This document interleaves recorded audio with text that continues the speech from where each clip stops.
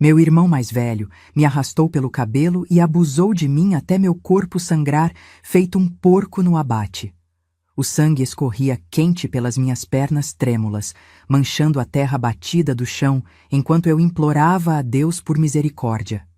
Tinha só 13 anos, menina sem corpo de mulher ainda, enquanto ele, com seus 23, já era homem feito, forte como um touro e cruel como o diabo. Aquele galpão velho do sítio, que cheirava a mofo, ferrugem e desesperança, virou a antessala do inferno naquela tarde em que a chuva caía como se o céu estivesse tentando lavar os pecados do mundo, mas nem toda a água do dilúvio lavaria a sujeira que ele deixou na minha alma. O cheiro dele. Meu Deus, aquele cheiro misturado de suor azedo, cachaça barata e maldade pura ficou impregnado nas minhas narinas. Até hoje, quase 60 anos depois, acordo no meio da noite sentindo aquele bafo quente no meu rosto, aquelas mãos calejadas apertando minha garganta até quase sufocar, enquanto ele se satisfazia com meu sofrimento. Parece que o tempo nem passou. O gosto de sangue na minha boca, de tanto morder a língua para não gritar, e o barulho ensurdecedor da chuva no telhado de zinco abafando os meus soluços. Tudo volta como se fosse ontem. E pensar que o destino deu uma volta tão perfeita que foi justamente eu quem lavou as feridas pútridas dele durante 3 semanas de agonia. Aquele monstro que um dia me dilacerou por dentro, agora dependia das minhas mãos para limpar o pus e a carne queimada do seu corpo. Eu, que ele julgava fraca demais até para viver, fui quem teve o poder de fazer cada curativo doer como se estivesse arrancando a pele dele aos pedaços. Dizem que morreu de falência múltipla dos órgãos, consta assim no atestado de óbito. Mas eu, que vi o pavor nos olhos dele quando finalmente me reconheceu, sei muito bem que foi o terror da vingança servida gelada que parou o coração daquele demônio.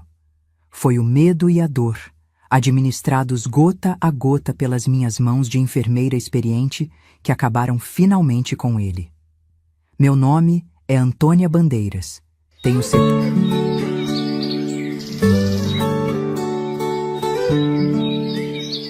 Meu nome é Antônia Bandeiras. Tenho 72 anos nas costas, cada uma marcada por lembranças que muita gente preferia esquecer. Nasci num lugarzinho chamado Sítio Águas Claras, umas 2 léguas de Pirenópolis, em Goiás. Hoje moro numa casa simples aqui nos fundos do Hospital Geral de Goiânia, onde ainda faço uns trabalho voluntário junto com meu véio. De manhã cedo, já tô aqui na varanda olhando meu Augusto cuidar da nossa horta medicinal enquanto descanso do turno da noite. Parece que foi ontem que saí correndo daquele sítio amaldiçoado, mas a vida deu tanta volta que me custa acreditar no que aconteceu nos últimos meses. Ah, Pirenópolis, terra de belezas que esconde tantas histórias tristes como a minha. E você que me escuta agora, de que lugar desse Brasilzão está acompanhando meu relato? Deixe nos comentários seu nome e sua cidade. Quero imaginar os rostos de quem compartilha comigo esse fardo que carreguei em silêncio por décadas. Você é de Goiás como eu? Ou quem sabe do outro lado do país, mas com histórias que ecoam essa mesma dor? Me conte um pouquinho de você, que eu já te contei tanto de mim. Nunca pensei que fosse ter chance de me vingar do Ramon, meu próprio irmão, viu? A gente nunca sabe o que a vida guarda pra gente. Às vezes, a justiça demora, mas não falha. Mesmo que seja você quem tenha que dar uma mãozinha pra ela, né não? Ninguém imagina o que uma velhinha de cabelo comprido e vestido turquesa esconde por baixo do sorrisinho sem graça. Ninguém imagina o que essas mãos de auxiliar de enfermagem são capazes de fazer quando tem chance de acertar as contas com quem um dia arrancou a inocência de uma menina. O Augusto, meu marido, tadinho, não entendia direito porque fiquei tão estranha nos últimos meses. Ele tá sempre ali, cuidando das ervas, fazendo chazinho pra mim quando chego exausta dos plantões. Homem bom, viu? Desses que a gente nem acredita que existe depois de conhecer o pior que um homem pode ser. Mas ele não sabia de tudo, não. Pelo menos não sabia até que precisei contar porque o passado bateu na minha porta de um jeito que parecia coisa de novela mexicana dessas que passa na televisão. No sítio onde eu nasci, a terra era um vermelho tão forte que manchava tudo. Roupa, pé, até o sonho da gente. Era um terreno pequeno, mas tinha um pezinho de tudo. Mandioca ali, um milharal acolá, galinha cacarejando solta pelo quintal. Ficava bem afastado da cidade, sabe? Era aquela vidinha de roça onde todo mundo acorda com o cantar do galo e dorme com o brilho do lampião. No fundo, depois do terreirão, tinha um córrego fresquinho onde a gente lavava roupa e tomava banho nos dias mais quentes. Pai saía cedinho, com a primeira luz do dia já estava longe, trabalhando em outras fazendas para completar o dinheiro que a gente nunca tinha. Esse homem tinha o sangue feito de pinga, viu? Chegava de noite, cambaleando, gritando, derrubando as coisas. Mãe ficava quietinha com medo dele. Ela era parteira, conhecida por muitas léguas por causa das mãos abençoadas que ajudavam as crianças a vir para o mundo. Vivia saindo para atender chamados, às vezes ficava dias fora. E foi assim, nesse vai e vem, que as coisas começaram a dar errado. Lembro como se fosse hoje. Tinha 12 anos, ainda nem moça direita era. Fui tomar banho no córrego numa tarde de calor, daquelas que gruda a roupa no corpo. A água estava uma delícia, fria, correndo entre as pedras. De repente, senti aquele arrepio na nuca, sabe? Aquela sensação de bicho acuado. Me virei e lá estava ele, o Ramon, meu irmão mais velho, me olhando de um jeito estranho. Não era olhar de irmão, não. Era olhar de lobo para ovelha. Saí correndo da água, me enrolei na toalha velha que tinha levado. Ele deu risada. Que foi, Toninha?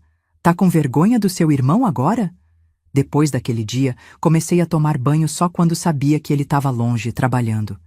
Ele era ajudante de caminhoneiro, ficava dias na estrada, mas quando voltava, parecia que o ar ficava mais pesado dentro de casa. Mamãe percebeu que eu estava diferente. Perguntou o que tinha. Não tive coragem de contar. Como ia dizer que estava com medo do meu próprio irmão? Ela ia achar que eu estava inventando história, que era coisa da minha cabeça. E sem provas, só com meu medo, o que ia adiantar? Então veio o pior inverno da minha vida. Mãe pegou uma pneumonia daquelas bravas. Febre alta, tosse que não parava, dificuldade para respirar. A ironia é que ela, que salvou tanta gente, não conseguiu salvar a si mesma. Não tinha médico perto, não tinha remédio direito. Em poucos dias, ela se foi. Lembro do caixão simples, da chuva fina caindo durante o enterro, do choro das vizinhas. Eu não chorei. Tava seca por dentro, como se já soubesse que o pior ainda estava por vir. E veio mesmo. Foi só mãe se ir que Ramon mudou de vez. Não precisava mais disfarçar. Pai estava sempre bêbado demais para perceber qualquer coisa. O irmão, que devia me proteger, virou meu pesadelo. No começo eram só olhares, depois foram toques, sem querer. E então... Ai, meu Deus, ainda me dói falar disso. Mas prometi contar tudo, né? Então vou contar. Você precisa entender como foi para entender porque fiz o que fiz tantos anos depois. Naquela tarde, eu estava sozinha em casa. Pai tinha ido para a cidade vender umas galinhas e comprar pinga, como sempre. Ramon disse que ia sair, que ia encontrar uns amigos. Fiquei aliviada, pensei que teria paz por umas horas. Tava lá, estendendo roupa no varal perto do quintal, quando ouvi o rangido da porteira. Era ele voltando, cheirando a cachaça, com aqueles olhos pequenos e apertados me encarando. Cadê o pai? Perguntou. Falei que tinha saído. Ele sorriu daquele jeito que me dava calafrio. Vem cá, Toninha. Tem uma coisa no galpão que quero te mostrar. Eu sabia que não devia ir. Todo o meu corpo gritava para correr. Mas para onde? Estávamos isolados, não tinha vizinho perto, não tinha ninguém. Não quero ir, falei. Foi aí que ele me pegou pelo cabelo. Me lembro da dor no couro cabeludo, dele me arrastando pelo terreiro, da terra vermelha grudando no meu vestido, enquanto eu esperneava. O galpão era escuro, cheio de ferramentas enferrujadas e sacos de ração. E foi ali que perdi minha inocência. Me lembro do rangido da porta se fechando, do cheiro de mofo misturado com suor azedo e cachaça, daquela corda áspera de sisal me amarrando, da risada dele quando gritei, da dor que parecia que ia me partir em duas, e do sangue. Meu Deus, quanto sangue! Era minha primeira vez, sabe? E foi assim. Nem nos meus pesadelos mais terríveis eu tinha imaginado que seria desse jeito. Quando acabou, ele me soltou e disse: "Agora você é mulher." Saiu e me deixou lá, jogada no chão de terra, tremendo e sangrando. Naquela noite, o sabiá cantou como todos os dias. Aquele canto bonito que antes me trazia alegria. Depois daquele dia, o canto do sabiá virou anúncio do meu terror. Porque foi sempre no fim da tarde, quando o passarinho começava a cantar, que Ramon vinha me buscar. Às vezes era no galpão, às vezes no quarto quando o pai não estava, às vezes no mato. Sempre com aquele mesmo cheiro de suor e cachaça, sempre com a mesma crueldade. O pior é que não tinha ninguém para me ajudar. Pai vivia bêbado, nem notava o que acontecia debaixo do próprio teto. Quando tentei falar algo, Ramon me ameaçou. Disse que ia me matar e jogar no córrego se eu abrisse a boca. E eu acreditei. Ele tinha aqueles olhos pequenininhos, feito de cobra quando tá prestes a dar o bote. Uma vez tentei contar para minha madrinha, Dona Juraci, que morava a umas léguas de distância. Sabe o que ela me disse? "Menina, isso é coisa da sua cabeça. Tá inventando história para chamar atenção. Cuida de rezar pela alma da sua mãe em vez de ficar falando essas bobagens." Foi por acaso que um dia, remexendo nas coisas da mãe que ainda guardava numa caixinha de madeira, encontrei um diário velho escondido entre os remédios caseiros que ela fazia. Ali, com uma letra tremida mas caprichada, mãe contava seus dias. E entre as receitas de ervas e os relatos dos partos que fazia, tinha os desabafos sobre pai. Como ele batia nela quando bebia, como tinha medo dele.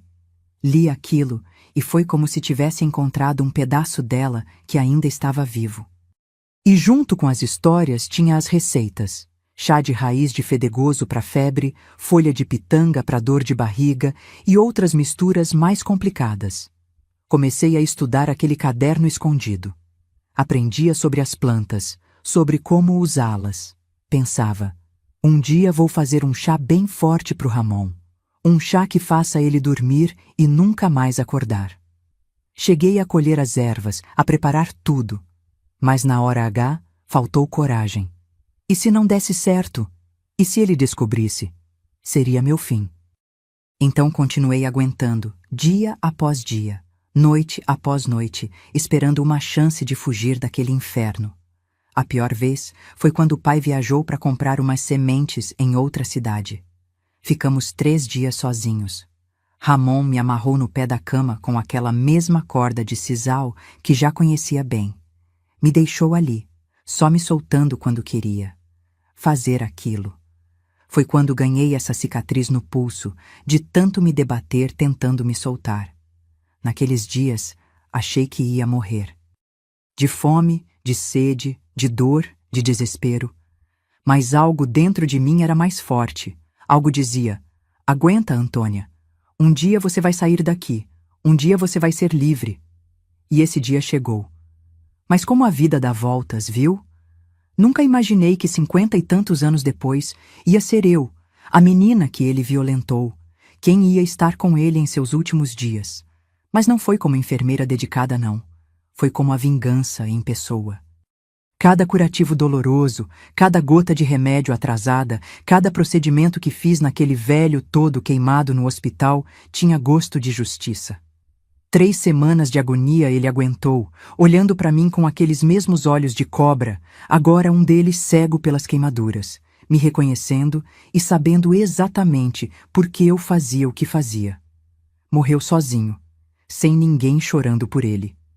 Como já falei, depois que mãe se foi desse mundo, o diabo parece que entrou de vez no corpo do Ramon. O que já era ruim virou um tormento sem fim. Antes, ele ainda tinha algum receio, esperava pai sair, escolhia momentos em que mãe não estava. Depois, foi como se tivesse perdido qualquer limite que restava. A primeira semana depois do enterro, até que ele ficou quieto. Acho que até o demônio respeita um pouco o luto, vai saber. Mas logo na segunda semana, o inferno voltou com força total. A diferença é que agora não tinha mais nada segurando. Com mãe por perto, ele pelo menos se controlava na frequência. Agora era quase todo santo dia. Tinha dias que eu mal conseguia andar de tanta dor. Toda vez que me sentava, uma fisgada subia pela espinha. Lavava a roupa no córrego chorando baixinho, mordendo os lábios para ninguém perceber. Não que tivesse alguém por perto para reparar, mas já tinha criado o hábito de esconder a dor. Era como se o corpo tivesse aprendido a sofrer em silêncio. Lembro de uma vez que estava descascando mandioca no terreiro.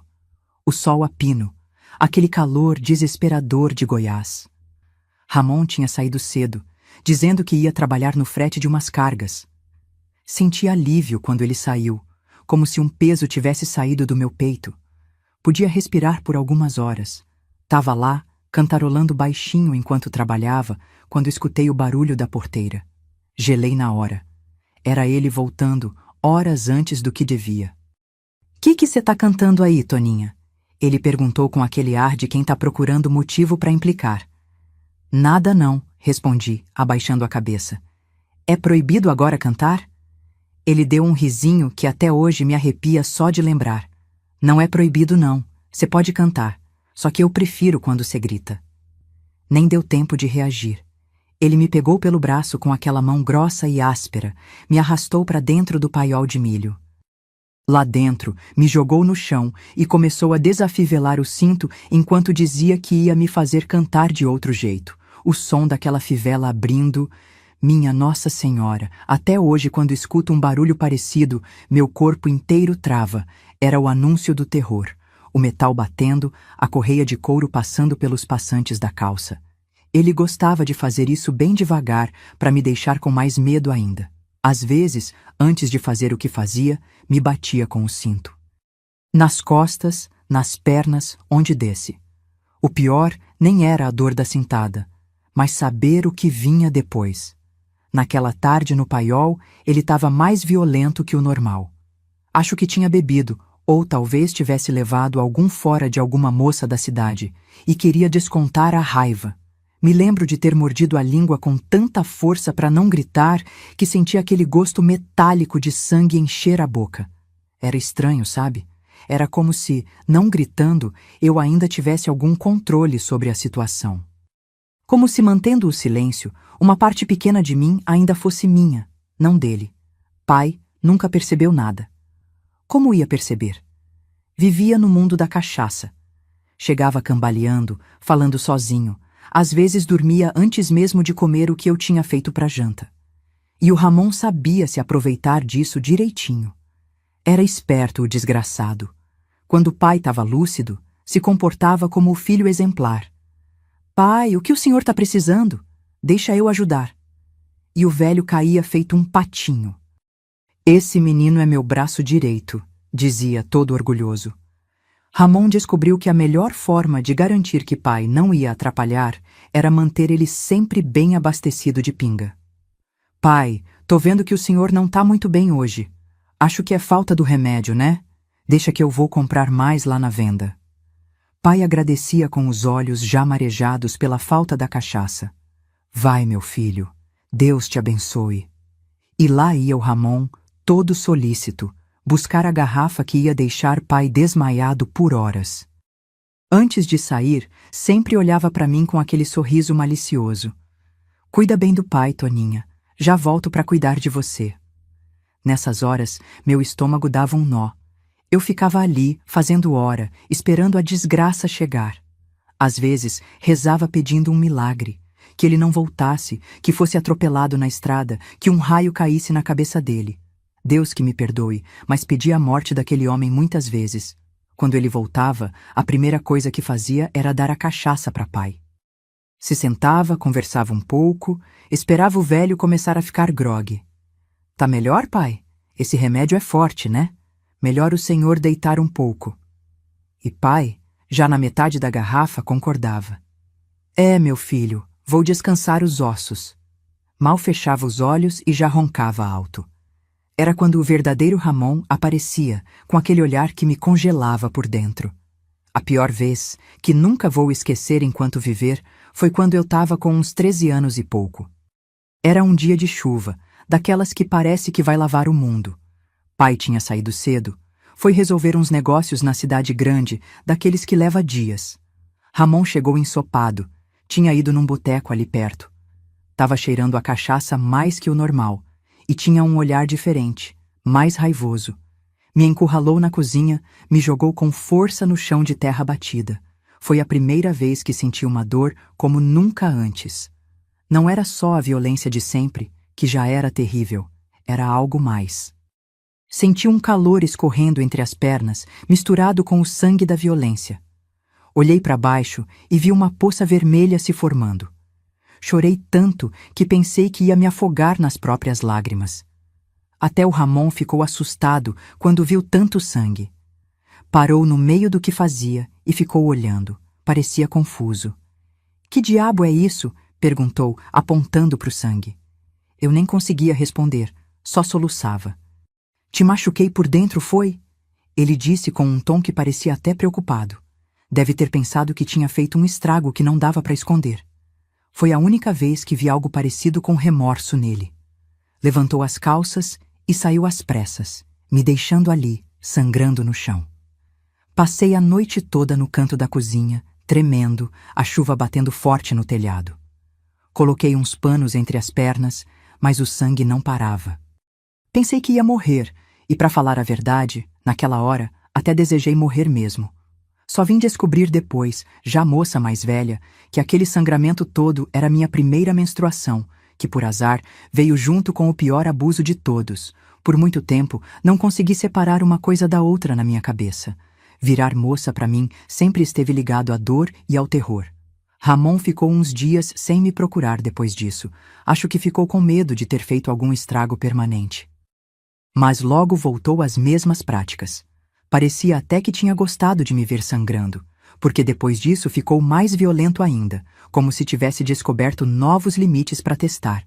Foi nessa época, desesperada, que resolvi buscar ajuda.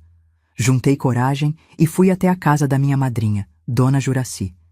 Ela morava longe, umas 2 horas a pé, mas era a única pessoa que podia me ajudar. Ou pelo menos era o que eu pensava. Cheguei lá quase no fim da tarde, com os pés machucados, cansada e com fome. Madrinha me viu daquele jeito e logo me puxou para dentro. "Misericórdia, menina, que aconteceu com você?" Preparou um café com bolacha, me fez sentar à mesa. No começo, não conseguia falar. O choro engasgava na garganta. Ela esperou, paciente. Quando finalmente consegui contar, as palavras saíram atropeladas. Falei do Ramon, do que ele me fazia, como me machucava, como ninguém me protegia. Vi o rosto dela mudando enquanto eu falava. Primeiro espanto, depois descrença e, por fim, raiva. Mas não raiva dele, raiva de mim. "Credo em cruz, menina. Que pouca vergonha é essa que você tá falando do seu próprio irmão? Ele que sustenta vocês depois que sua mãe morreu? Que história mais feia é essa que você tá inventando?" Não acreditei no que estava ouvindo. "Madrinha, é verdade. Tô falando a verdade. Pelo amor de Deus, me ajuda", implorei. Mas ela já estava de pé, me puxando pelo braço. "Vai para casa e pede perdão a Deus por essas mentiras cabulosas. Você tá com a cabeça virada depois que sua mãe morreu, inventando história para chamar a atenção." Voltei andando em prantos, com a noite caindo e um desespero maior do que quando tinha saído. Se nem minha madrinha acreditava em mim, quem ia acreditar? Cheguei em casa arrasada, me sentindo mais sozinha do que nunca. Por sorte, Ramon não estava, e pai já dormia, bêbado como sempre. Me encolhi num canto e chorei até não ter mais lágrimas. Naquela mesma noite, com medo dele voltar e me pegar, fui me esconder no forro da casa. Era um espacinho apertado, cheio de poeira e teias de aranha, mas era o único lugar onde ele não pensava em me procurar. Levei um candeeiro fraco para conseguir enxergar alguma coisa lá dentro. Foi quando notei umas caixas velhas empilhadas no canto. Caixas que pertenciam à minha mãe. Curiosa e precisando de qualquer distração para o meu desespero, comecei a mexer nelas. Encontrei roupas antigas, uns santos de madeira e uma caixa menor, entalhada, que reconheci como a caixa onde mãe guardava seus remédios caseiros. Dentro dela, entre vidros de pomadas e ervas secas, havia um caderno de capa dura, escondido no fundo. O diário da minha mãe. Abri com cuidado, como quem abre um tesouro, e era mesmo um tesouro para mim naquele momento. A letra dela, caprichada, mas um pouco tremida, encheu meus olhos de lágrimas. Comecei a ler à luz fraca do candeeiro. Ela escrevia sobre os partos que fazia, as crianças que trazia ao mundo, as senhoras que ajudava. Mas entre um relato e outro de trabalho, tinha seus desabafos pessoais. Sebastião chegou bêbado de novo, me bateu na frente das crianças, tô com o olho roxo, amanhã vou dizer que bati na quina da mesa. Que Deus tenha piedade da alma dele, porque eu já não sei se consigo perdoar. Em outra página, fiz um chá de mulungu pro Sebastião hoje. Misturei na janta sem ele perceber, dormiu como uma pedra, pelo menos essa noite tive paz. Entre os relatos, havia receitas detalhadas. Chá de quebra-pedra para dor nos rins, emplastro de erva de Santa Maria para machucados, tintura de maracujá para acalmar os nervos e outras receitas mais fortes que ela usava em situações extremas. A que mais me chamou a atenção foi a que ela intitulou Para quando Sebastião fica violento demais. Era uma mistura de ervas que provocava um sono profundo e confusão mental no dia seguinte. Anotei aquela receita na minha memória. Passei muitas noites naquele forro, lendo e relendo o diário dela à luz do candeeiro. Foi minha escola, minha companhia, minha conexão com a mãe que tinha partido. Aprendi sobre as plantas, sobre as doses, sobre como preparar os remédios. Era como se ela tivesse deixado aquele conhecimento para mim de propósito, sabendo que eu ia precisar um dia. Com esse conhecimento comecei a planejar. Ramon me fazia sofrer, mas talvez eu pudesse usar as ervas a meu favor. Comecei a colher as plantas certas, escondido. No mato, atrás da casa, nas beiradas do córrego. Guardava tudo num cantinho secreto que fiz embaixo de uma tábua solta no assoalho do meu quarto. Ali tinha cidreiras, mulungu, folhas de maracujá e outras ervas mais potentes que mãe descrevia no diário como perigosas se mal usadas. Cheguei a preparar um chá forte, usando a receita mais potente que encontrei no diário. Era um chá que, nas palavras da minha mãe, faz dormir um sono tão profundo que parece morte. Misturei tudo do jeito certo, deixei descansar o tempo que precisava, coei bem coado como ela ensinava. Estava pronto para pôr no café do Ramon, numa manhã em que pai não estivesse. Mas na hora H, faltou coragem. E se não desse certo? E se ele percebesse o gosto estranho? E se ele só passasse mal, mas não morresse? Sabia que se tentasse e falhasse, meu destino seria pior que a morte. Ele já tinha me ameaçado várias vezes. Se você contar para alguém ou tentar me prejudicar, eu te mato e jogo no córrego. Ninguém vai dar falta de uma moleca magricela e chorona. E eu acreditava. Via nos olhos dele que não era ameaça à toa. Acabei jogando o chá fora, enterrando no quintal longe da casa. Mas não joguei fora o conhecimento e as ervas que tinha guardado. Algo me dizia que ainda ia precisar daquilo um dia. No fundo, acho que já sabia que minha saída não seria pela morte dele, mas pela minha fuga. O ponto mais baixo, o fundo do poço mesmo, aconteceu quando eu tinha 14 anos. Pai tinha viajado para comprar umas sementes numa cidade grande, a umas 3 ou 4 léguas de distância. Ia ficar fora uns 3 dias, foi o que disse. Mal bateu a poeira da saída dele, e Ramon já veio com aquele olhar que eu conhecia tão bem. Agora somos só eu e você, Toninha, sem ninguém para atrapalhar. Senti um frio na barriga que parecia gelo correndo nas veias. Tentei escapar, dizendo que precisava lavar roupa no córrego, que ia buscar lenha, qualquer desculpa, mas não tinha como fugir. Ele me pegou pelo braço com força. Até hoje tenho a marca dos dedos dele, parece que ficou tatuada na pele. E me arrastou para o quarto dele. Foi aí que ele fez a coisa mais horrorosa de todas. Pegou uma corda de sisal, daquelas ásperas que usava para amarrar os sacos de milho, e me amarrou no pé da cama. Não era só para me imobilizar durante o abuso, que já seria terrível. Era para me manter ali, à disposição dele, por todos aqueles dias em que pai estaria fora. Só me soltava para eu ir no banheiro, uma vez por dia, e mesmo assim ficava de olho. Nem tomar banho direito eu podia. Me dava um pouco de comida, sobras do que ele mesmo preparava. Passava o dia fora, trabalhando ou vagabundeando, e voltava à noite para satisfazer seus desejos doentios. 3 dias e 3 noites naquele inferno. Foi quando ganhei essa cicatriz no pulso esquerdo, de tanto me debater tentando me soltar. A corda cortou fundo, chegou a infeccionar depois. Durante aqueles dias amarrada, cheguei a pedir a morte. Rezava baixinho. Meu Deus, me leva desse mundo, não aguento mais. Mas no fundo, bem no fundinho da alma, uma voz teimosa dizia: aguenta sim, Antônia. Um dia você vai sair daqui. Um dia vai ter justiça.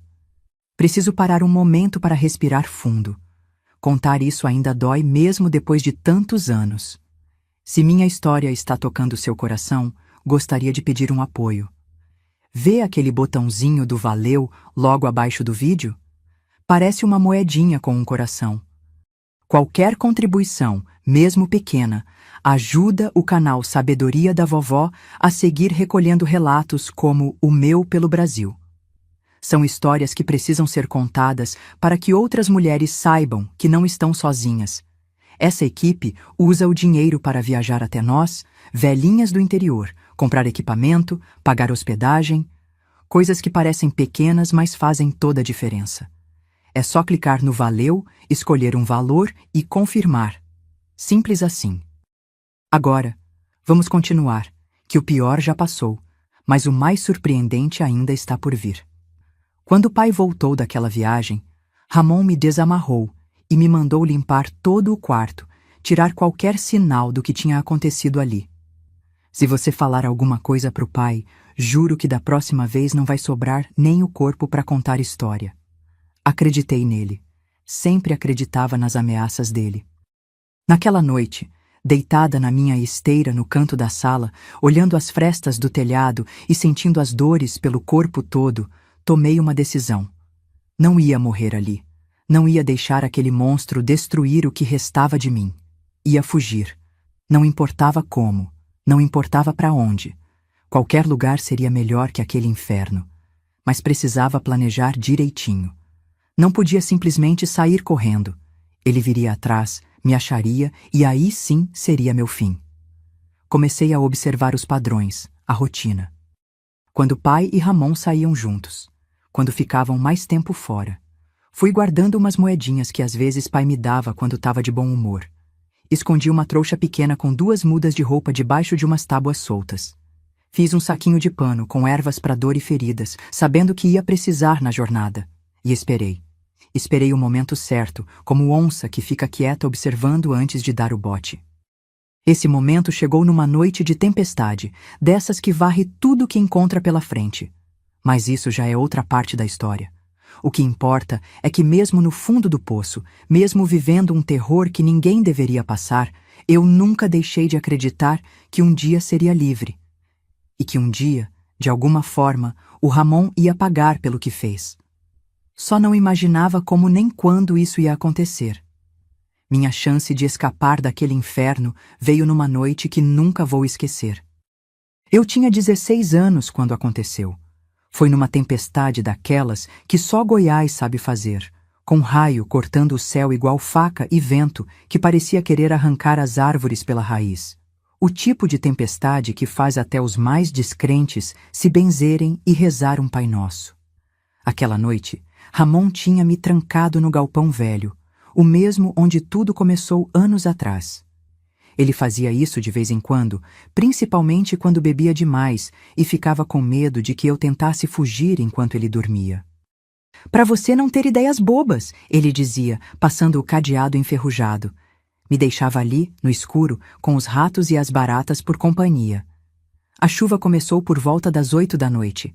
No começo, era só um tamborilar no telhado de zinco, um barulhinho até que gostoso de ouvir.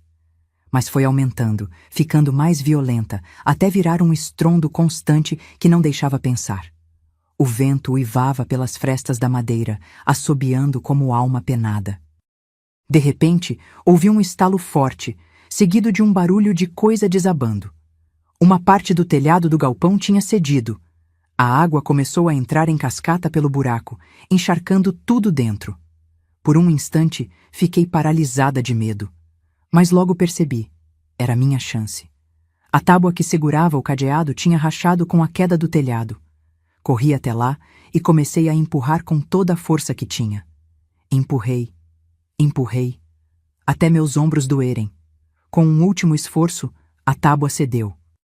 Estava livre. Saí para o temporal sem pensar duas vezes.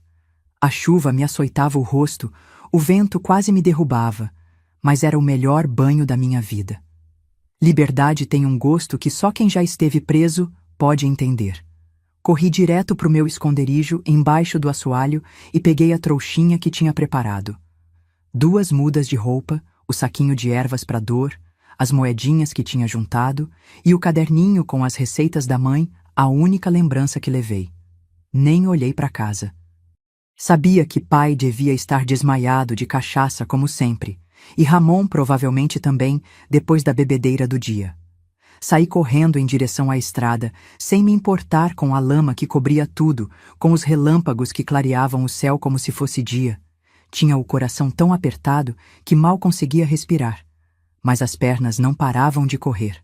Pela primeira vez, corria para a vida, não da morte. Andei a noite toda na chuva, seguindo a estrada de terra que ia dar na rodagem principal. Tinha ouvido falar que dali podia chegar a Goiânia. Nunca tinha ido à capital, só conhecia as histórias que o povo contava, de prédios altos e luzes que ficavam acesas a noite toda.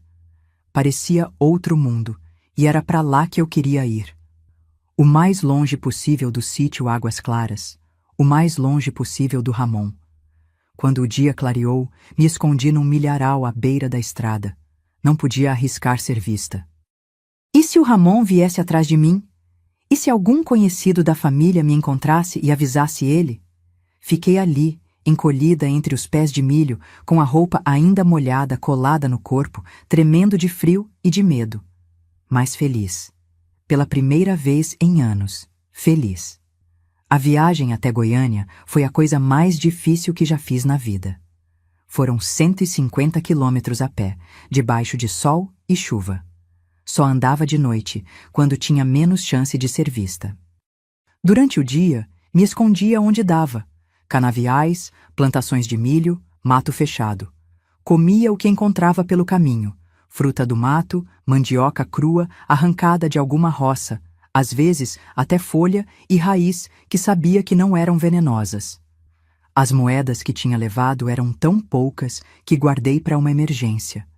Só usei uma vez para comprar um pedaço de rapadura de um vendedor de beira de estrada, quando a fome apertou tanto que achei que ia desmaiar.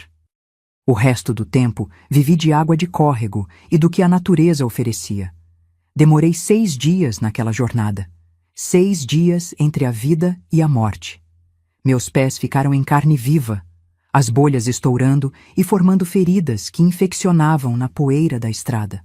Mas segui em frente. O que eram essas dores comparadas com o que tinha passado no sítio? Era o preço da liberdade e eu pagava com gosto. No 6º dia, avistei a cidade grande no horizonte. Parecia um sonho. As torres, as antenas, o movimento dos carros ao longe, diferente de tudo que já tinha visto, mas eu mal podia aproveitar a vista. Estava acabada. Não comia direito há dias, não tomava água limpa, as feridas nos pés já estavam cheias de pus e uma febre tinha começado a me deixar zonza.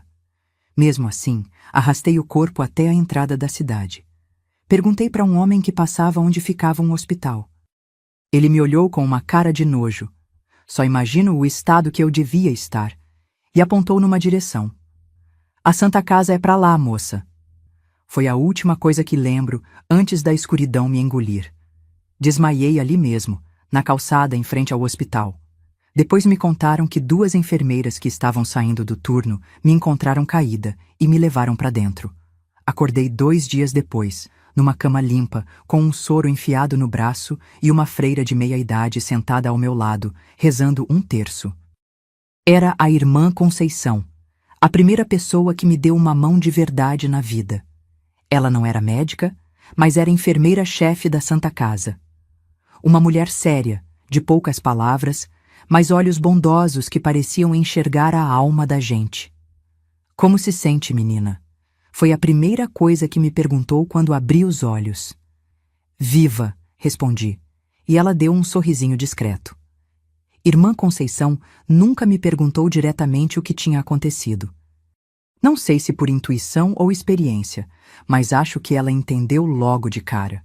Quando as outras enfermeiras saíam do quarto, ela ajeitava meus curativos e via as cicatrizes antigas, as marcas de corda nos pulsos, os hematomas em diferentes estágios de cura. Uma vez, enquanto passava pomada numa ferida nas costas, ela disse baixinho: "Não precisa contar se não quiser, mas saiba que está segura agora." Chorei tanto nesse dia que molhei o travesseiro inteiro, não de tristeza, mas de alívio. Alguém finalmente acreditava em mim, sem eu precisar dizer uma palavra. Alguém via minha dor sem eu precisar explicar. Foi como se um peso enorme tivesse saído das minhas costas. Dormi melhor naquela noite do que em anos. Quando tive alta, não tinha para onde ir.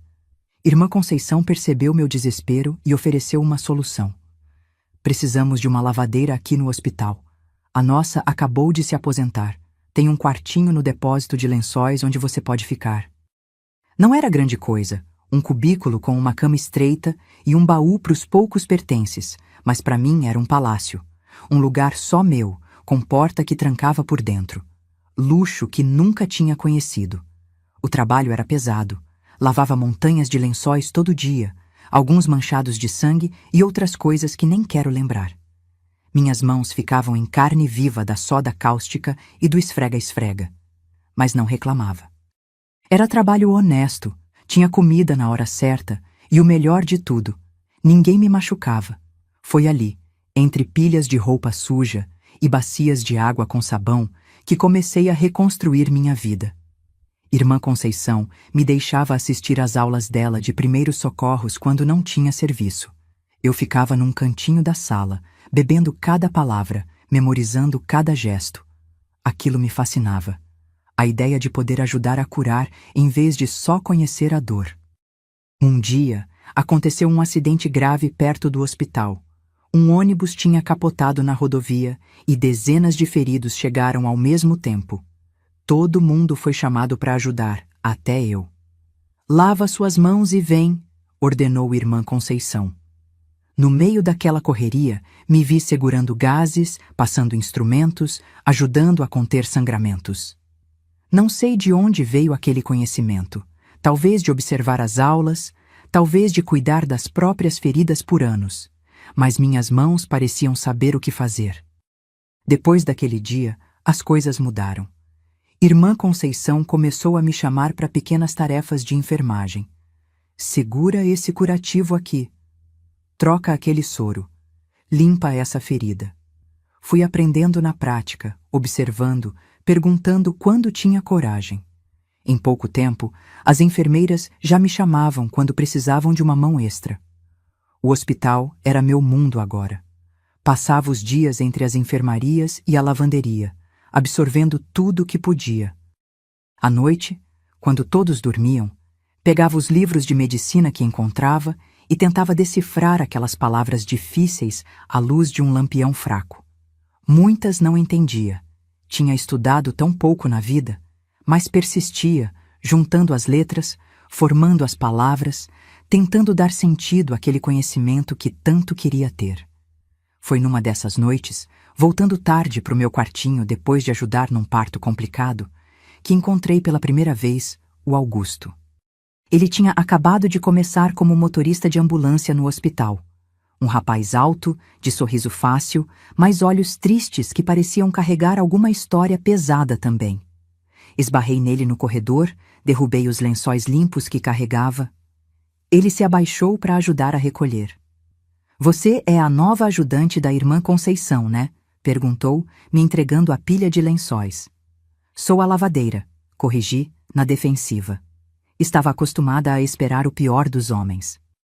Ele percebeu meu receio e deu um passo para trás, respeitando meu espaço. Desculpa, não quis assustar. Só ouvi falar bem de você. Dizem que tem mão boa para cuidar de doente.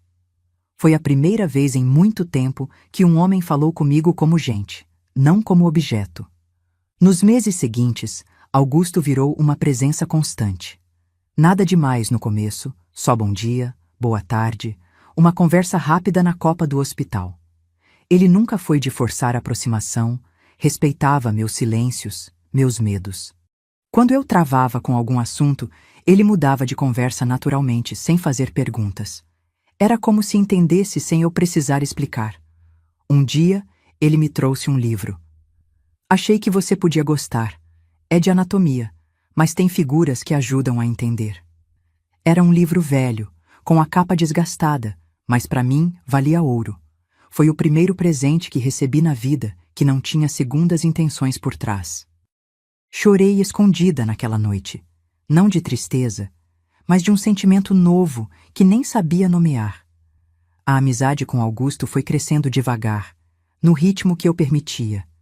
Ele nunca tentou me tocar, nunca fez insinuações, nunca apareceu de surpresa no meu quartinho.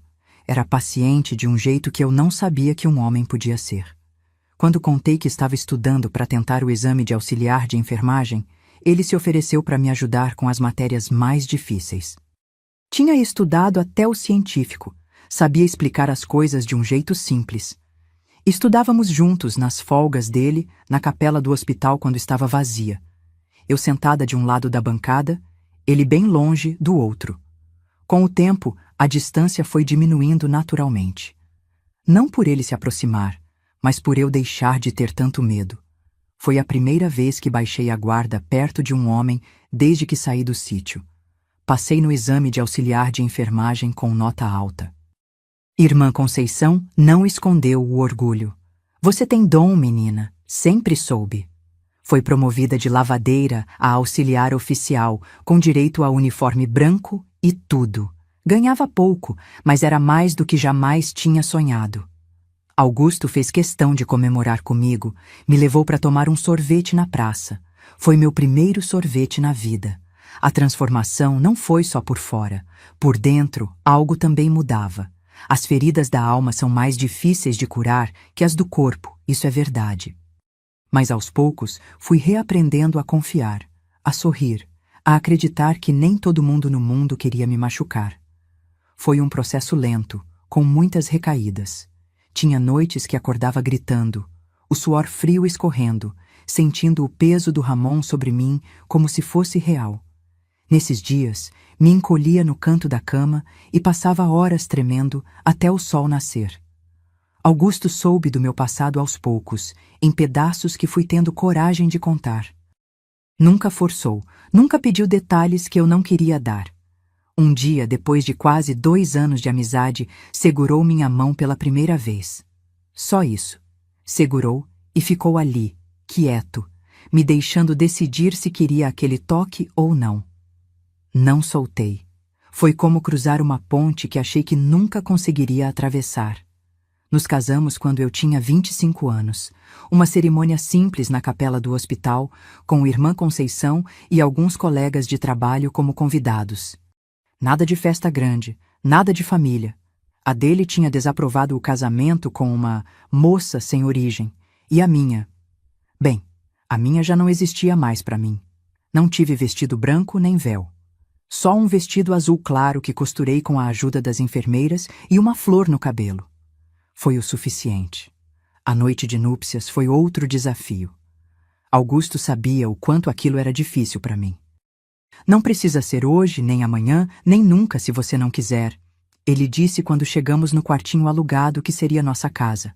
Posso esperar o tempo que for.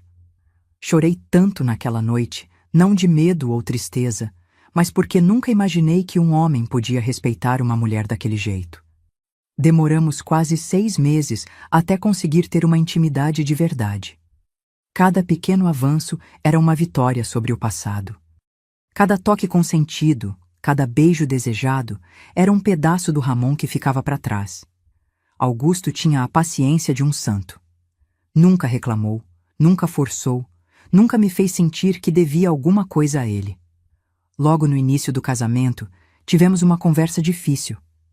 Eu não queria ter filhos. O medo de não saber proteger uma criança, de repetir ciclos, de trazer alguém para um mundo que tinha sido tão cruel comigo, era forte demais. E se eu não souber ser mãe? E se não conseguir amar direito? Perguntei, aterrorizada com a possibilidade. Augusto nem pestanejou. Então não teremos filhos, respondeu simplesmente. Tem tantas crianças precisando de carinho por aí. Podemos dar amor para elas. E foi o que ele fez. Augusto começou a trabalhar como voluntário nas tardes de folga, ajudando crianças doentes no hospital. Contava histórias, ensinava jogos, levava brinquedos que ele mesmo fazia de madeira. As crianças o adoravam, e eu o amava ainda mais por isso.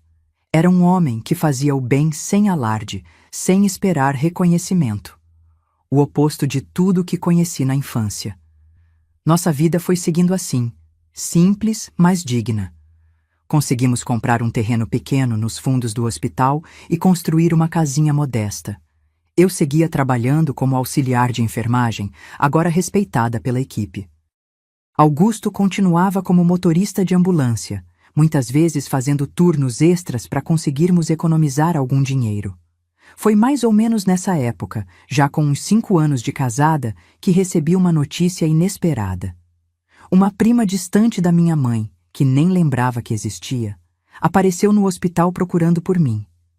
Tinha ouvido falar que eu trabalhava lá. Viúva, vinha para a capital fazer tratamento de pressão alta e quis me ver. Sua avó pergunta de você até hoje, ela disse, tomando um café na nossa cozinha. Fiquei surpresa, nem sabia que vó ainda estava viva. E o restante da família? Perguntei, o coração acelerado. Foi quando ela me contou que meu pai tinha morrido de cirrose uns 2 anos depois que fugi. Bebeu até o fim, coitado. E o Ramon? Ah, esse ainda vivia no mesmo sítio.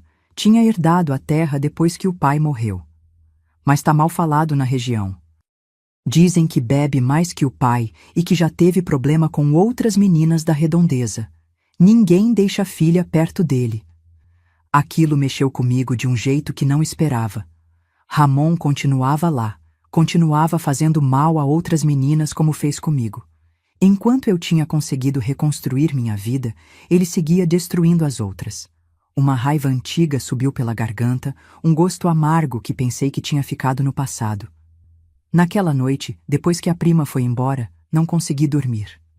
Ficava pensando nele, solto por aí, sem nunca ter pago por nada do que fez. Augusto percebeu minha inquietação. O que foi, Toninha? Contei sobre a visita, sobre as notícias do Ramon. Ele me abraçou sem dizer nada, só me deixou chorar até não ter mais lágrimas. No dia seguinte, no hospital, me ofereci para fazer um curso de especialização em curativos complexos que estava sendo oferecido. Não era minha área usual, mas senti uma necessidade inexplicável de aprender aquilo. O curso ensinava técnicas avançadas, incluindo como tratar queimaduras graves e feridas infectadas. Aprendi sobre debridamento, a remoção de tecido morto, um procedimento necessário, mas extremamente doloroso, se feito sem a sedação adequada. Por que tanto interesse nisso? Perguntou uma colega, vendo como eu me dedicava a aprender cada detalhe. Conhecimento nunca é demais, respondi, mas no fundo algo estava despertando em mim. Um plano sem forma ainda, um pensamento que não ousava formular completamente nem para mim mesma. À noite, sozinha no quarto enquanto Augusto estava de plantão, peguei o velho diário da minha mãe. Folheei até encontrar as receitas de ervas mais potentes, aquelas que ela usava em emergências. Uma em particular chamou minha atenção. Para dores extremas, quando não há outro remédio. Era uma mistura de plantas que, nas doses certas, aliviava a dor. Nas doses erradas. Bem, podia fazer muito mais que isso. Fiz uma promessa silenciosa aquela noite. Se algum dia o destino colocasse Ramon na minha frente de novo, não desperdiçaria a oportunidade. Não por vingança, embora admito que esse sentimento existisse, mas por justiça, por mim e por todas as outras que ele machucou depois de mim. Não sabia como nem quando, mas algo dentro de mim dizia que esse dia chegaria, e quando chegasse, eu estaria pronta. Agora quero fazer uma pergunta para testar sua coragem. Depois de ouvir tudo isso, será que você consegue deixar um like neste vídeo? Parece simples, mas é um gesto que diz muito. Significa que você encarou essa verdade difícil de frente, sem desviar o olhar. Tantas pessoas preferem fingir que histórias como a minha não existem, que são invenção ou exagero. Apertar aquele botãozinho do joinha é como dizer: eu acredito em você, Antônia. Então, e aí? Você tem essa coragem ou vai seguir em frente como se nada tivesse ouvido? A vida seguiu seu curso por muitos anos depois disso. Eu e Augusto construímos um casamento sólido, baseado em respeito e companheirismo. Nunca tivemos filhos nossos, como tinha decidido, mas ajudamos a cuidar de centenas de crianças que passaram pelo hospital. Algumas, as que ficavam mais tempo internadas, chegavam a nos chamar de tia e tio. Era o suficiente para nós. Eu me tornei uma das auxiliares de enfermagem mais respeitadas do hospital. Não era formada enfermeira, não tive chance de fazer faculdade, mas conhecia mais da prática que muitas que tinham diploma. Os médicos pediam por mim nos casos mais difíceis, diziam que eu tinha mão abençoada. Mal sabiam eles que minhas mãos tinham sido ensinadas pelo sofrimento antes de aprenderem a curar. E foi assim, nessa rotina de trabalho e vida simples, que o destino finalmente decidiu acertar as contas. Mas isso já é outra parte da história, talvez a mais surpreendente de todas. Porque quando menos esperava, o passado que tanto tentei deixar para trás apareceu na minha frente, numa maca de hospital, tão indefeso quanto eu tinha sido um dia nas mãos dele. A vida segue seu fluxo, sabe? A gente vai vivendo, vai respirando, vai deixando o tempo passar e quando percebe, os anos viraram décadas. Já era 2023 e eu, com meus 70 anos nas costas, ainda atuava como voluntária sênior no Hospital Geral de Goiânia. Oficialmente estava aposentada, claro. A aposentadoria já tinha vindo fazia tempo. Pequena, mas dava para o gasto.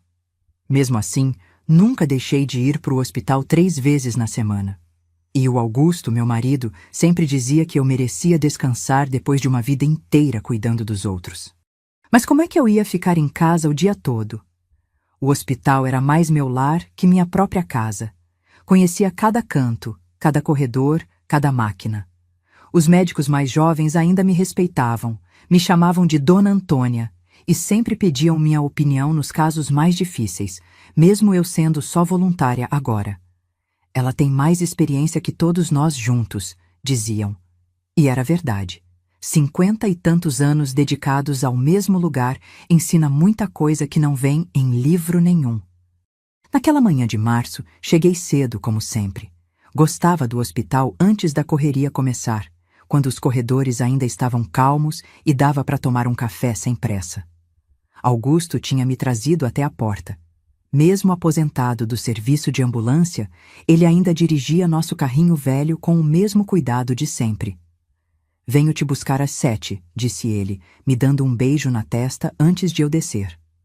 Quase 50 anos juntos, e ele nunca deixou de ter essas gentilezas comigo. Mal tinha colocado meu uniforme e já me chamaram na emergência. Um caso grave tinha chegado de madrugada, transferido do interior. "Queimadura química", explicou o Dr. Paulo, um dos mais novos da equipe. "O senhor trabalhava com produtos agrícolas, teve um acidente, está em estado crítico." Balancei a cabeça, já imaginando o que veria. Não era a primeira vez que atendíamos casos assim. Quando entrei no quarto de isolamento onde tinham colocado o paciente, o cheiro me atingiu primeiro. Aquele odor característico de carne queimada misturado com antissépticos. Por mais anos que tenha na profissão, esse cheiro nunca deixa de mexer com a gente. O homem estava coberto por ataduras, só o rosto parcialmente descoberto, entubado, sedado, ligado a vários monitores que apitavam num ritmo constante. Mais uma vítima da falta de segurança no trabalho rural, pensei. Me aproximei para checar os sinais vitais, como fazia com qualquer paciente novo. Foi quando o médico plantonista afastou um pouco mais as bandagens do rosto para me mostrar a extensão dos danos. E meu mundo parou.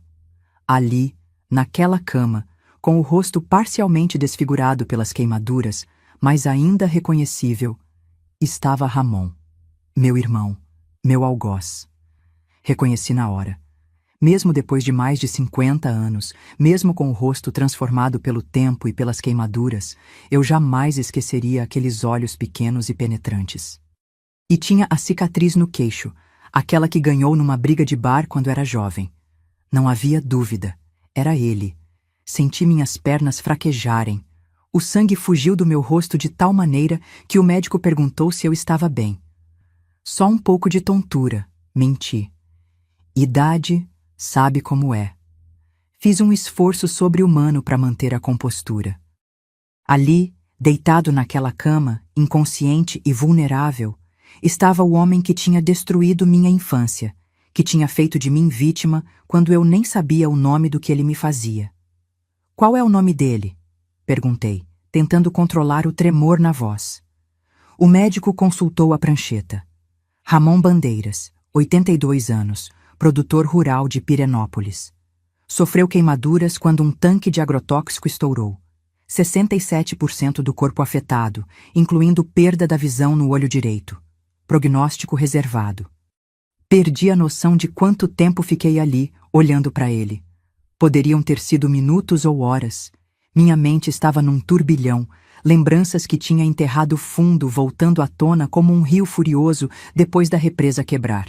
O galpão, a corda de sisal, o sangue, o cheiro de cachaça, o som da fivela do cinto. Tudo voltou de uma vez só, como se tivesse acontecido ontem. Dona Antônia? A voz do médico me trouxe de volta. A senhora está bem mesmo? Balancei a cabeça, recuperando o controle. Estou sim, doutor. É que casos de queimadura sempre me abalam um pouco. Ele sorriu, compreensivo. Entendo. Mas preciso da sua ajuda com este aqui. É dos piores que já vi. Vamos precisar de curativos especiais, e a senhora é a melhor que temos nisso. Foi aí que soube o que tinha que fazer. A decisão veio tão rápida, tão clara, que nem precisei pensar duas vezes. Posso assumir os cuidados dele, me ofereci. Tenho experiência com queimaduras graves. O médico pareceu aliviado. Seria ótimo, dona Antônia. O senhor vai precisar de curativos diários, debridamento, controle rigoroso de infecção. Posso colocar a senhora como responsável principal, então?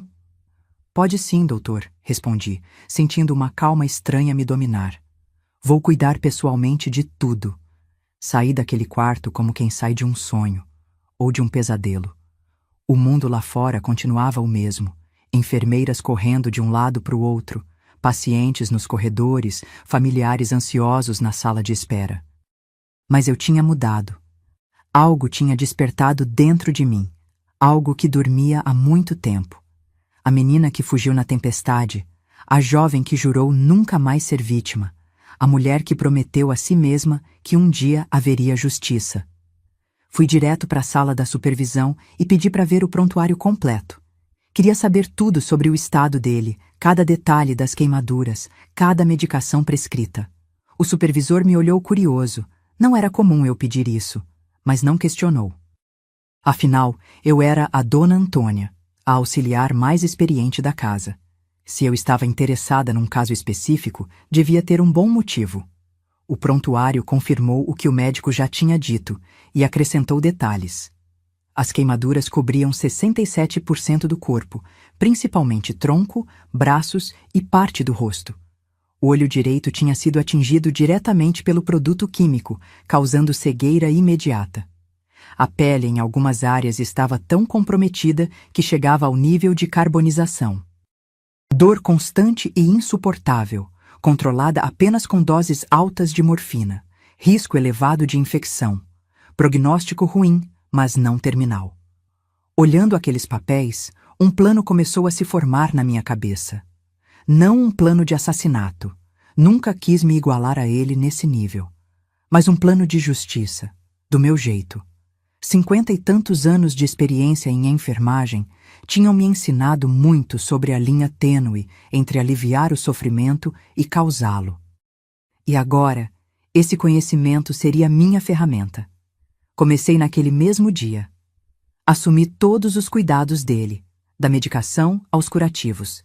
Os médicos ficaram aliviados. Ninguém queria pegar um caso tão complexo e com poucas chances de recuperação total. A Dona Antônia vai cuidar, diziam, como se isso fosse garantia de que estava em boas mãos. E estava, de certa forma. Só não da maneira que eles imaginavam. A primeira coisa que fiz foi ajustar o horário da medicação para a dor. Não eliminei. Isso seria óbvio demais e poderia levantar suspeitas.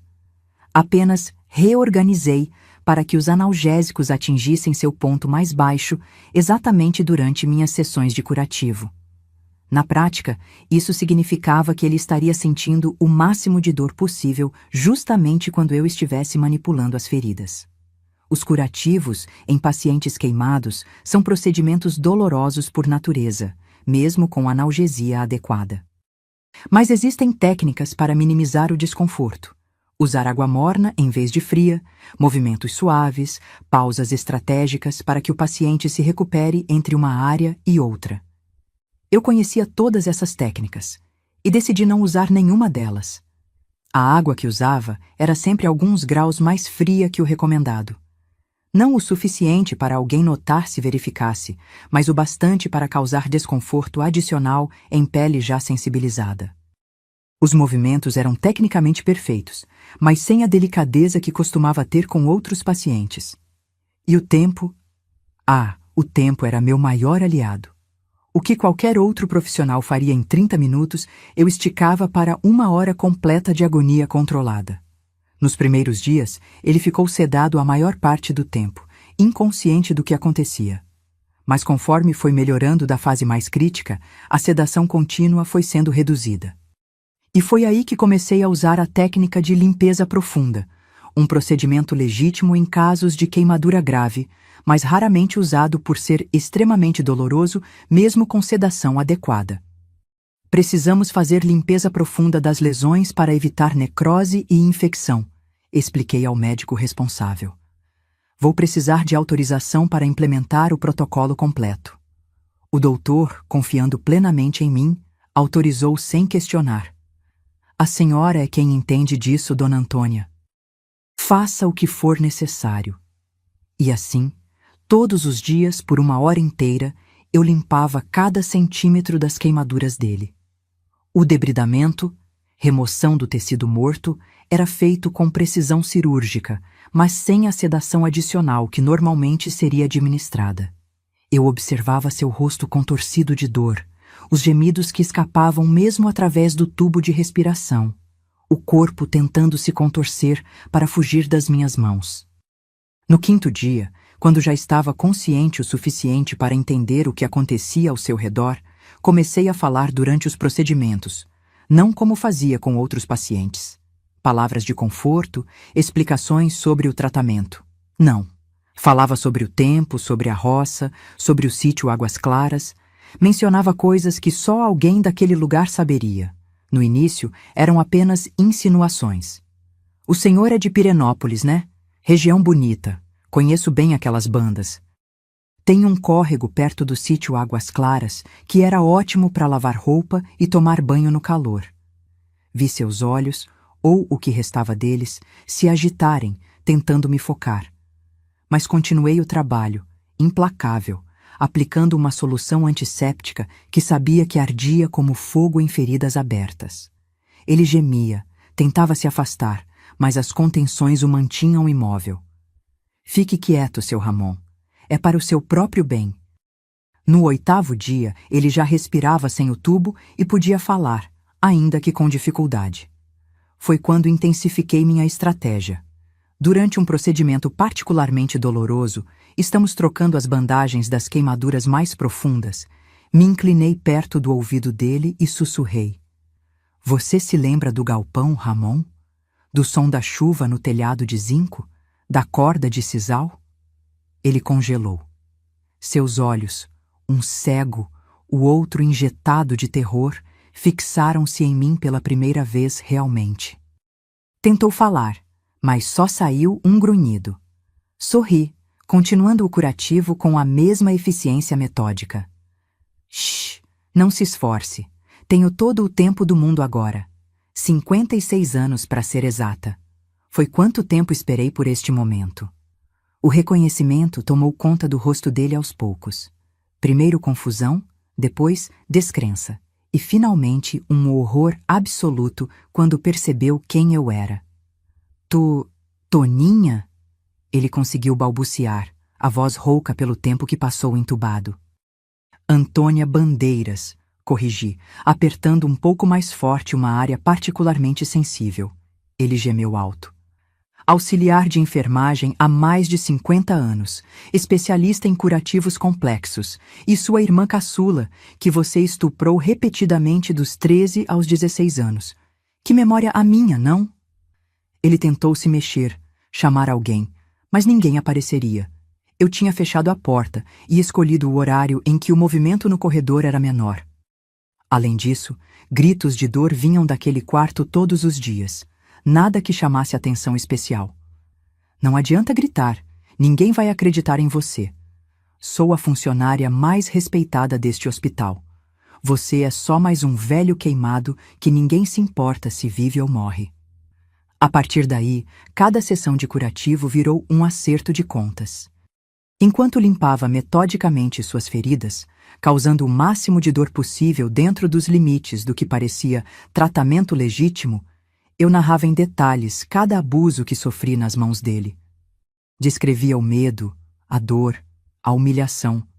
Falava do sangramento da minha primeira menstruação durante um dos estupros, dos 3 dias amarrada ao pé da cama, da fuga na tempestade. Lembra dessa cicatriz no meu pulso, Ramon? Foi da corda de sisal, a mesma que você usava nos sacos de milho. Interessante como a vida dá voltas, não? Hoje sou eu quem decide quando sua dor aumenta ou diminui. Ele implorava por misericórdia. Pelo amor de Deus, Toninha, me perdoa. Eu estava doente da cabeça, era a bebida. Só fazia eu apertar mais as bandagens, usar água ainda mais fria, demorar mais no debridamento. Eu também implorei, lembra? Implorei para você parar, para não me machucar. Você escutou? Não. Então por que eu deveria escutar agora? Ele começou a pedir por outro enfermeiro. Tentou falar com os médicos quando vinham examiná-lo. Essa mulher, ela tá me torturando, é minha irmã. Mas quem ia acreditar? Um velho delirante, confuso pela dor e pelos medicamentos, contra a dona Antônia, que dedicou a vida inteira a cuidar dos outros? Os médicos apenas aumentavam a dose de calmantes e me diziam: ele está muito agitado, deve ser o trauma das queimaduras causando confusão mental. Minha reputação era meu maior trunfo. Quando sugeri que seria melhor que apenas eu fizesse os curativos dele para manter uma constância no tratamento, ninguém questionou. A dona Antônia é quem mais entende disso. Se ela acha melhor assim, vamos seguir a recomendação dela. E assim, garantia que nenhum outro profissional mais gentil interferisse no meu processo de justiça.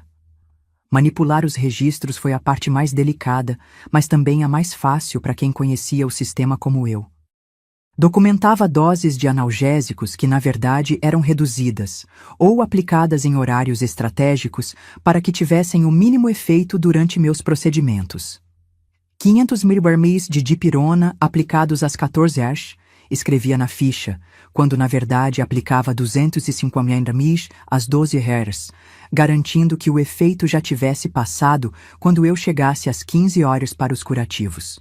Na segunda semana, percebi sinais de infecção secundária em algumas feridas. Isso era esperado. Queimaduras graves são porta aberta para bactérias. Informei aos médicos, claro. Fiz culturas, segui os protocolos. Mas no tratamento tópico, usava soluções mais ácidas que sabia que causariam ardência intensa. É o protocolo mais eficaz para esse tipo de infecção. Explicava aos residentes que às vezes observavam meu trabalho. Eles anotavam, impressionados com meu conhecimento, sem perceber a verdadeira intenção por trás das minhas escolhas. Ramon piorava a cada dia.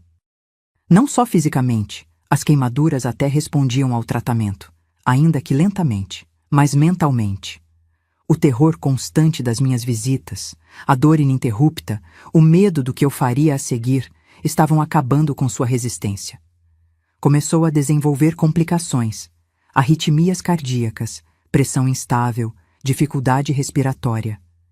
É o estresse do trauma, explicava aos médicos. Muitos pacientes com queimaduras extensas desenvolvem complicações psicossomáticas. A dor constante afeta todos os sistemas do corpo. Eles concordavam, ajustavam as medicações, mas o quadro só piorava. No 15º dia, durante um curativo particularmente longo, ele teve uma crise de pânico severa. Seu coração disparou, a pressão subiu perigosamente, teve dificuldade para respirar. Chamei a emergência, como qualquer profissional faria, iniciei os procedimentos de reanimação, fiz tudo tecnicamente correto. Ele sobreviveu, mas ficou ainda mais frágil. Toninha. Por favor, ele murmurou quando finalmente estabilizou, as lágrimas escorrendo pelo rosto desfigurado. Já entendi. Você venceu. Me deixa morrer em paz. Me inclinei sobre ele, ajustando o soro com movimentos precisos. Morrer em paz? Como as meninas que você abusou depois de mim. Minha prima me contou, sabia? Que você continuou fazendo isso com outras. Quantas vidas você destruiu, Ramon? Quantas Toninhas fugiram na tempestade por sua causa? A 3ª semana foi o declínio final. O corpo dele simplesmente não aguentava mais.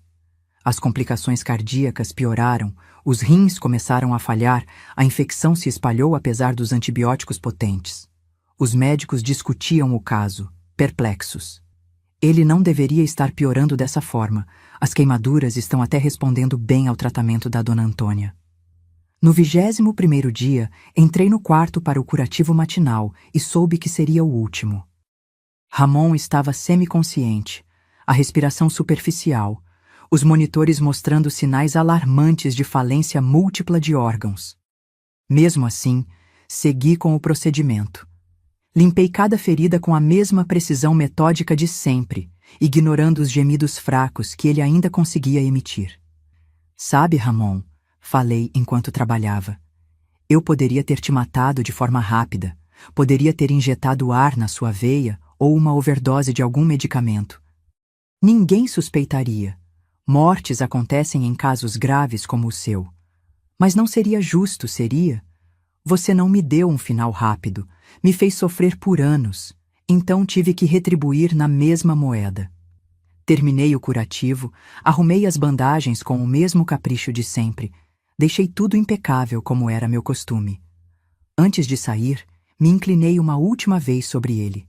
Seus olhos estavam abertos, mas já distantes, como se já estivesse partindo. Isso não é vingança, Ramon, é justiça. A justiça que ninguém me deu quando tentei pedir ajuda. A justiça que a madrinha negou, que o padre negou, que o mundo negou, mas que eu finalmente consegui. Ele morreu naquela mesma noite. Causa oficial, falência múltipla de órgãos decorrente de complicações das queimaduras extensas. Ninguém questionou, ninguém suspeitou. Era apenas mais um velho que não resistiu a um trauma grave. Quando me deram a notícia na manhã seguinte, apenas balancei a cabeça com uma expressão profissional de pesar. Uma pena. Fizemos tudo o que podíamos.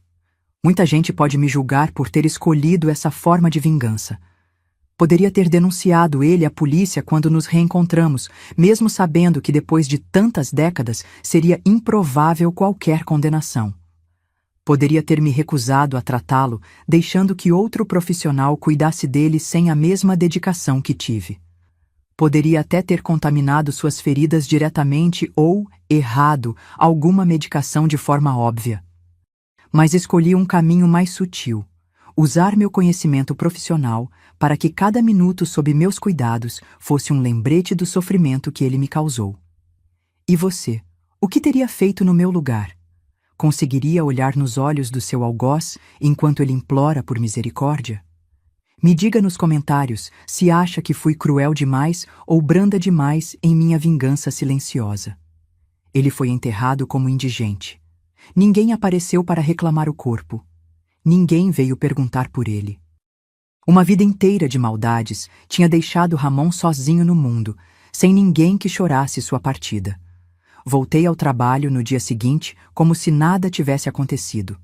Atendi outros pacientes, fiz outros curativos, sempre com o mesmo profissionalismo e cuidado de sempre.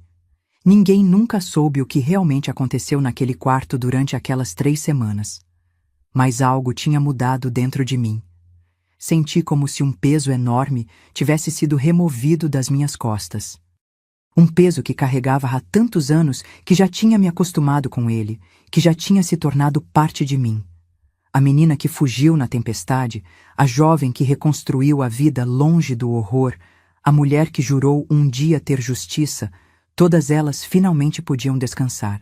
E o mais estranho de tudo, não senti alegria, nem satisfação, nem prazer na dor dele, apenas paz. Como se um círculo finalmente tivesse se fechado. Como se uma história mal contada finalmente tivesse chegado ao seu devido final. Quando voltei para casa naquela noite, Augusto percebeu que eu estava diferente. Ele sempre foi sensível às minhas mudanças de humor, mesmo quando eu tentava esconder. Aconteceu alguma coisa, Toninha?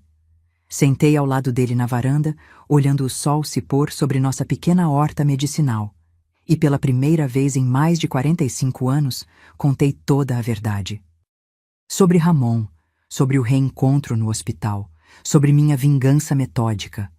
Contei tudo, sem esconder nada, pronta para ver decepção ou horror no rosto do homem que amava mais que tudo no mundo.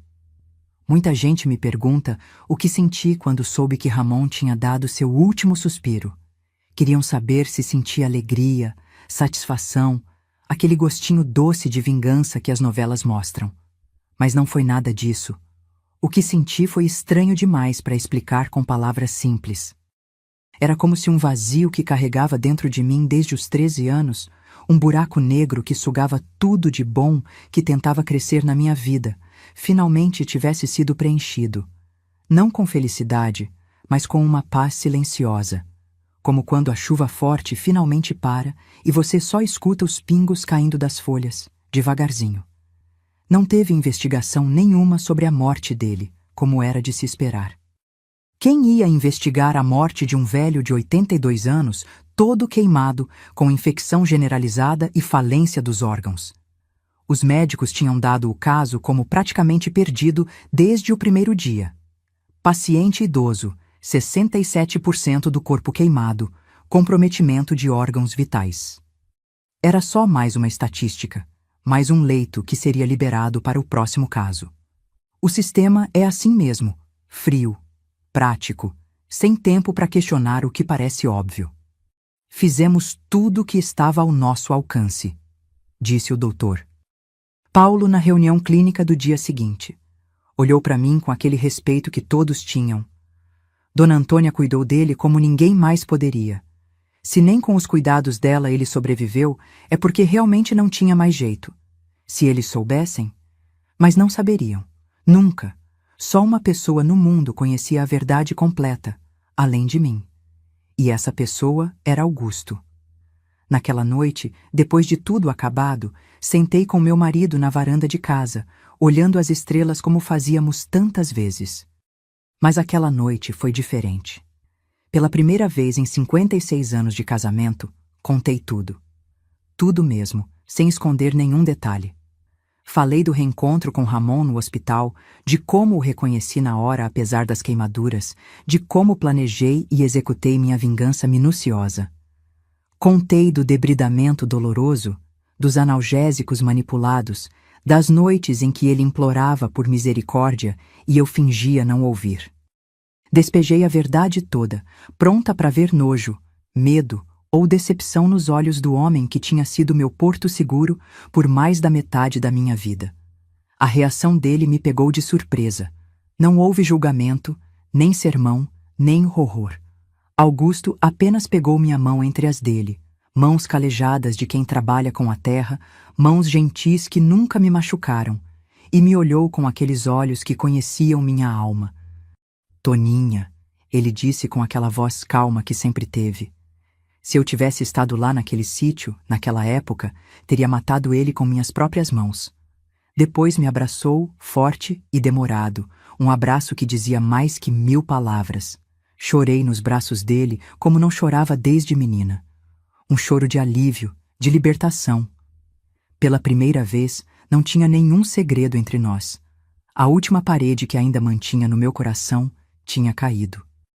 E em vez de me afastar dele, como temia, só nos aproximou ainda mais. Augusto, com seus 75 anos, continua sendo o homem mais forte que conheço. Não de força bruta, embora ainda tenha bastante disso também, mas de uma força interior, uma solidez de caráter que parece vir da própria terra. Desde que se aposentou como motorista de ambulância, se dedica integralmente à nossa horta medicinal nos fundos da casa. Plantação que começou pequena, com umas mudinhas que trouxe do hospital, e hoje ocupa quase todo o quintal. Ele tem mãos abençoadas para plantas.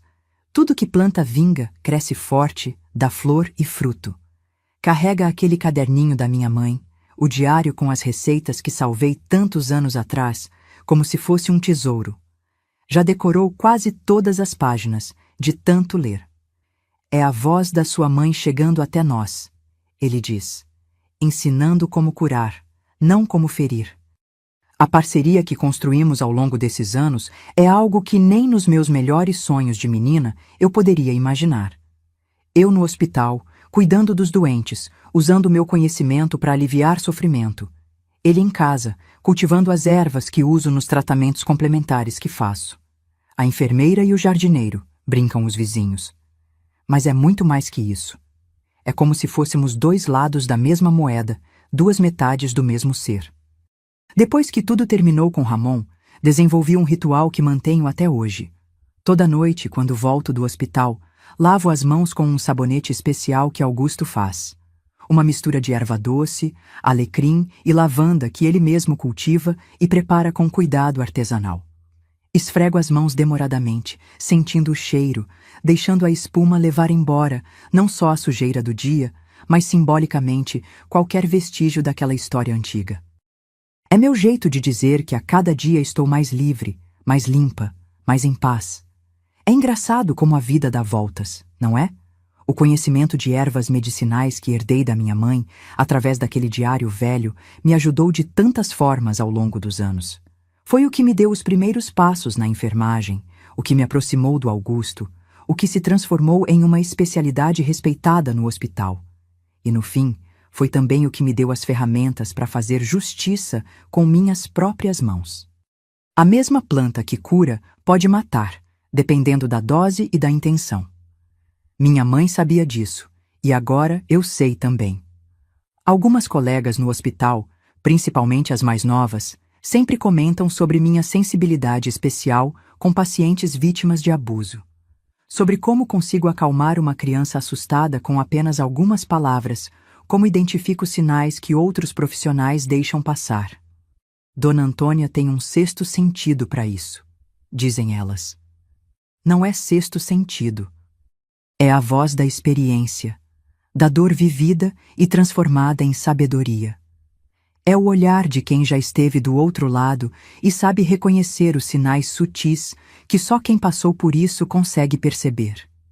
Essas mulheres e meninas, quando chegam ao hospital machucadas no corpo e na alma, encontram em mim um olhar que não julga, que não questiona, que não duvida. Nunca conto minha história a elas.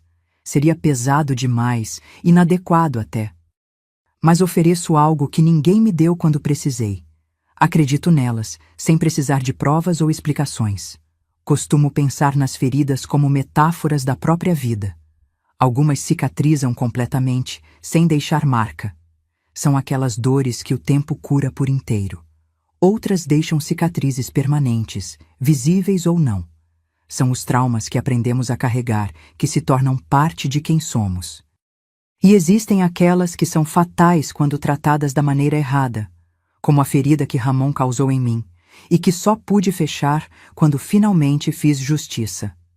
Teve um caso recente que mexeu muito comigo. Uma menina de 13 anos chegou ao pronto-socorro com o braço quebrado. A mãe, nervosa, explicava que ela tinha caído da escada. A menina quieta, o olhar baixo, respostas monossilábicas. Reconheci os sinais na hora. Era o mesmo olhar que eu tinha naquela idade. Pedi para ficar sozinha com ela enquanto fazia os primeiros curativos, antes mesmo do médico chegar. "Você não caiu da escada, não é?" Perguntei baixinho. Ela não respondeu, mas os olhos encheram d'água. "Não precisa ter medo de me contar. Ninguém vai saber que foi você que falou." Aos poucos, a história foi saindo. O padrasto. Os abusos que já duravam meses. As ameaças se contasse para alguém. A mãe que não acreditava, que dizia que era invenção para chamar atenção. Diferente do que fizeram comigo, não mandei a menina de volta para casa com um sermão sobre inventar histórias. Chamei o serviço social do hospital, acionei o conselho tutelar, fiz uma denúncia formal à polícia, usei todo o peso da minha reputação profissional para garantir que ela fosse ouvida e protegida. "Conheço os sinais", afirmei com tanta convicção que ninguém ousou questionar. "Esta menina está sendo abusada e precisa de proteção imediata." Foi um processo difícil, demorado, cheio de obstáculos. A mãe negava tudo, o padrasto ameaçava processar o hospital, a família tentou retirar a menina à força. Mas fiquei firme, ao lado dela em cada depoimento, em cada exame, em cada audiência. Fiz o que ninguém fez por mim. Acreditei, apoiei, protegi e, no fim, conseguimos. O padrasto foi preso, a mãe perdeu a guarda temporariamente, a menina foi para um abrigo seguro até que uma tia de outro estado pudesse recebê-la. Quando ela estava de alta, me abraçou forte antes de sair. "Obrigada por acreditar em mim", sussurrou. Foi como um círculo que finalmente se fechava. A menina que ninguém protegeu tinha conseguido proteger outra. A justiça que me foi negada, eu pude oferecer a ela. E, de certa forma, isso trouxe tanto ou mais alívio que minha vingança pessoal contra Ramon. As pessoas sempre me perguntam por que nunca tive filhos. Já ouvi de tudo, que sou egoísta, que vou morrer sozinha, que desperdicei o dom da maternidade. Se soubessem, a decisão de não ter filhos foi a mais difícil e também a mais acertada que tomei. Não era só pelo medo de não saber protegê-los, embora isso pesasse muito. Era também uma certeza interior de que meu caminho era outro, que eu podia dar amor e cuidado sem precisar gerar uma vida do meu ventre. E assim foi. Eu e Augusto nunca tivemos filhos biológicos, mas temos dezenas de filhos do coração, crianças que passaram pelo hospital, que ajudamos, que acompanhamos crescer. Alguns ainda nos visitam, já adultos, trazendo seus próprios filhos. Essa é a avó Toninha e o vô Augusto.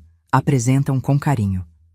Família não é só de sangue, é de escolha, de cuidado, de presença. Quando olho para trás e vejo a força que nós dois, como casal, construímos ao longo dos anos, fico admirada. Augusto com sua bondade natural, sua capacidade infinita de ver o melhor nas pessoas, sua paciência de quem sabe que as plantas precisam de tempo para crescer.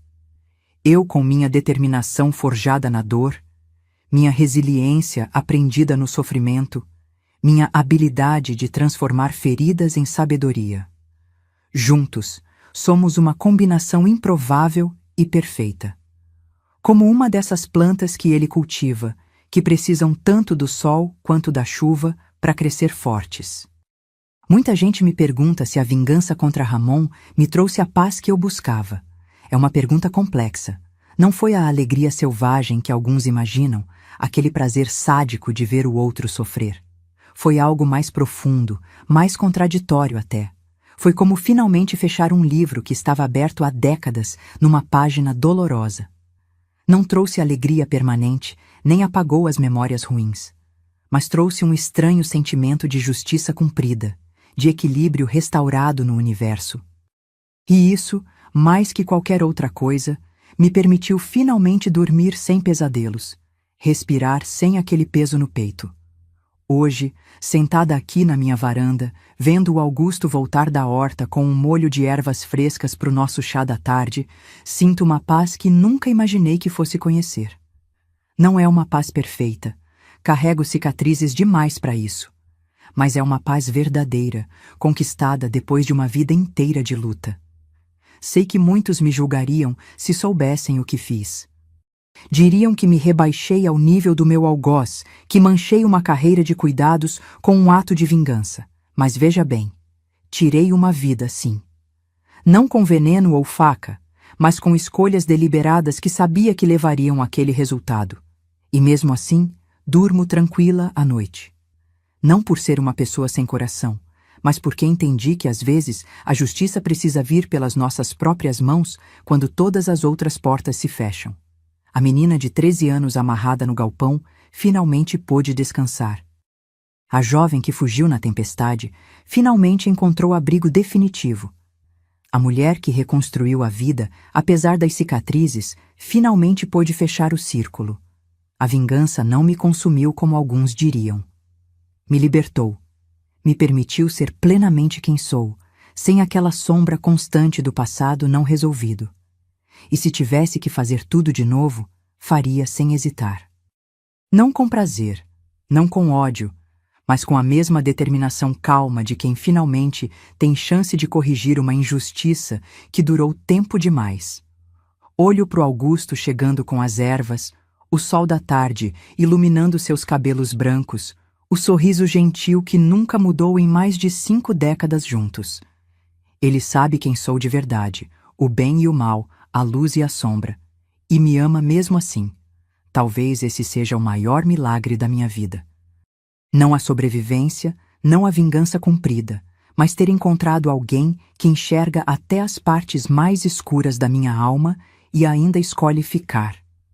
Trouxe a ruda fresca para o chá, ele disse aproximando. Vai ajudar nas suas dores nas juntas.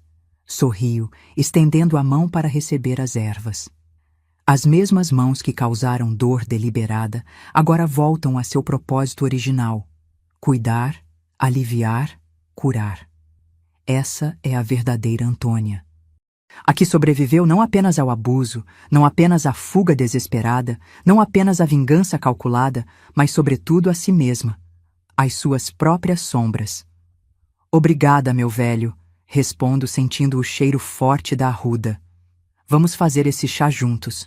E é assim que quero terminar meus dias, na varanda desta casa simples, com o homem que amo, saboreando um chá de ervas que ele mesmo plantou, sem pesadelos, sem aquela angústia constante, sem a sensação de que algo ficou inacabado. Ramon se foi, mas eu continuei.